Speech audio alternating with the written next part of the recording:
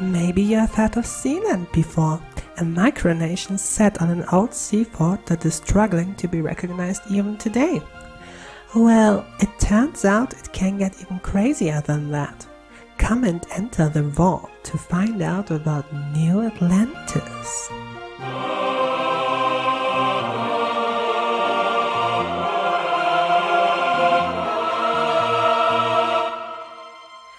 Atlantis was described as a very advanced continent, massive and powerful, a utopian concept that met its end in the most tragic way when it disappeared into the sea.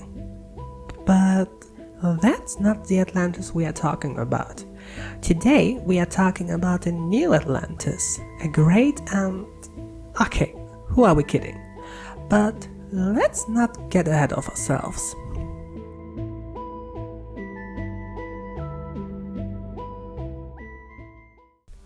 The Republic of New Atlantis was formed by Leicester Hemingway, brother of the famous writer Ernest Hemingway.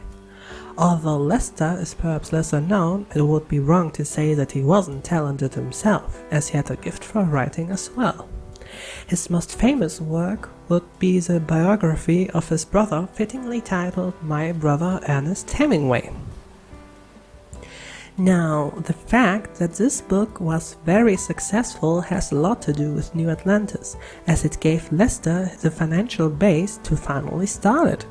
And so he did. And how did he do it?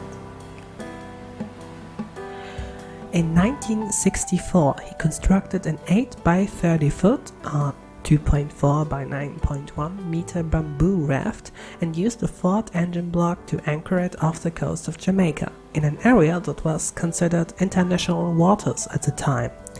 This was the whole of New Atlantis.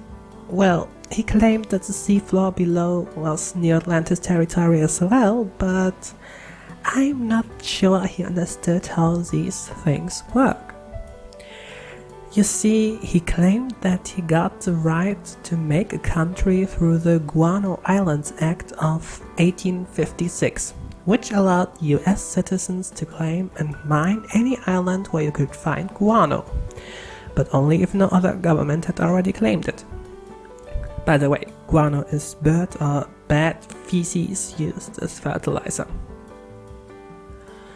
But yeah, he claimed that one half of his raft is United States territory and the other half the Republic of New Atlantis. He was really dead serious about this. He wrote a constitution. Okay, no, he mostly copied the United States Constitution and replaced every mention of the United States with New Atlantis. He also introduced a currency called scruples, consisting of carrot beans and shark teeth.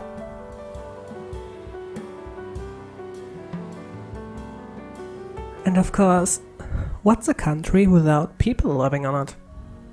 By 1965 there were 6 inhabitants of New Atlantis, the family of Leicester, which meant his wife, who designed the flag of New Atlantis, and their 2 daughters, but also public relations specialist Edward K. Moss and his assistant Julia Cellini, and well, of course Leicester Hemingway himself. And they even had an election, and of course they all voted for Leicester to become the president of New Atlantis, and I mean, kind of no surprise there. I mean, he founded the whole thing. And this also made for really quite the news in the neighboring country of Jamaica, and Leicester found himself giving several interviews.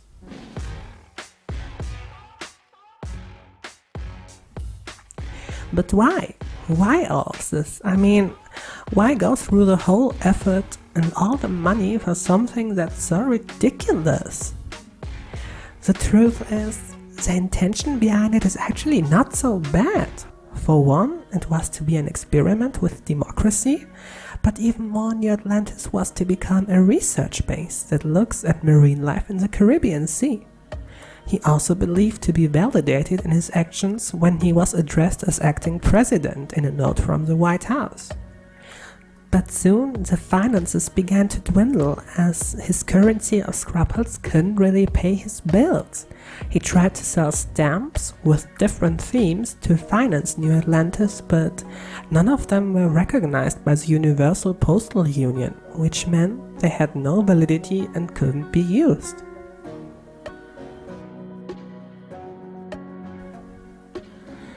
So what happened to New Atlantis?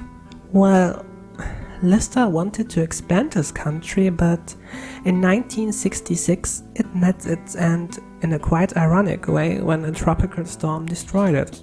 And it is really ironic that New Atlantis met its end the same way that the mythological Atlantis did, through the might of the sea. The story of Leicester Hemingway after New Atlantis is unfortunately not a happy one. He experienced severe symptoms caused by diabetes and in 1982 took his own life, just like his brother and his father did.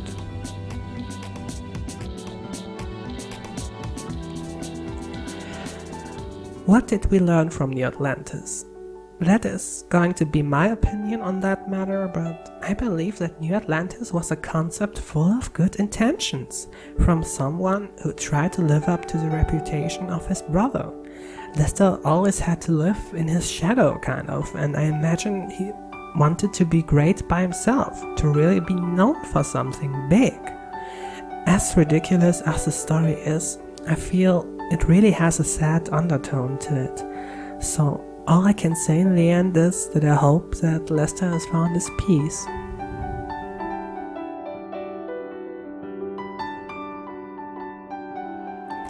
Thank you for tuning in to WTH What's the History on A's Vault.